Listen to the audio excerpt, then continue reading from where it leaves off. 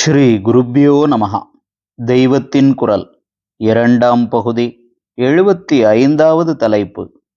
கிருஹஸ்தாசிரமம் என்ற இல்லறம். அக்னி காரியங்கள் தொடர்ச்சி. ஹவிர் யஜ்ஞங்களில் முன்பே அக்னியாதானம், அக்னிஹோத்திரம், தர்ஷபூர்ண மாசம் இவற்றை பற்றி சொன்னது போதும்.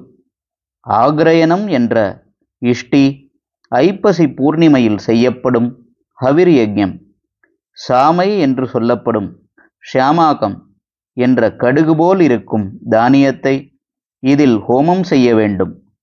சாதுர்மாஸ்யம் என்ற ஹவிர் யஜ்ஞம் பல இஷ்டிகளை ஒன்றாக அடக்கினார் போன்றது.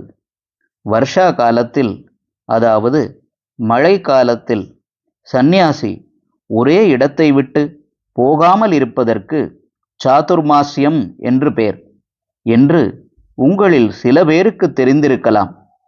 கிரகஸ்தர்களான நீங்களே பண்ண வேண்டிய ஒரு ஹவிர் யாகத்துக்கும் அதே பேர். மழைக்காலமான சதுர்மாசங்கள் 4 மாசங்கள் துறவியானவன் ஒரே இடத்தில் இருப்பதால் சாதுர்மாஸ்யம் என்று பெயர் வந்தது. இங்கோ ஒரு கிரகஸ்தன் 4 மாசங்களுக்கு ஒரு முறை, அதாவது கார்த்திகை, பங்குனி, ஆடி ஆகிய மாத ஆரம்பங்களில் இந்த யஜ்ஞத்தை பண்ணுவதால் அதே சாதுர்மாசிய பெயர் ஏற்பட்டிருக்கிறது. இந்த யஜ்ஞத்திலிருந்துதான் கிரகத்தில் செய்வது போய் யாகசாலையில் பண்ணுபவை தொடங்குகின்றன. இதற்கு அடுத்த ஹவிர் யஜ்ஞமான நிரூட பசுபந்தம், வெறுமே பசுபந்தம் என்றே இதை சொல்லுவது வழக்கம் என்பதிலிருந்துதான் மிருகபலி ஆரம்பிக்கிறது.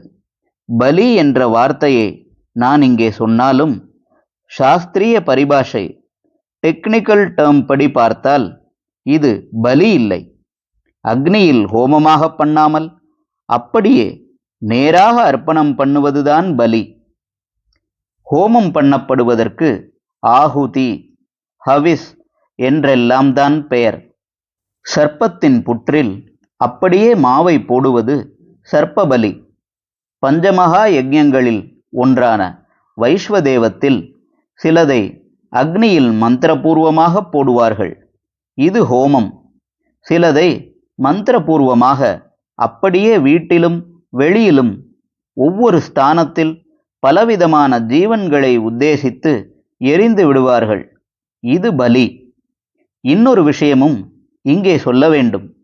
இப்படி மந்திரபூர்வமாக அர்ப்பணம் பண்ணும்போது தேவதைகளுக்கு செய்வதற்கே ஸ்வாஹா என்று சொல்ல வேண்டும்.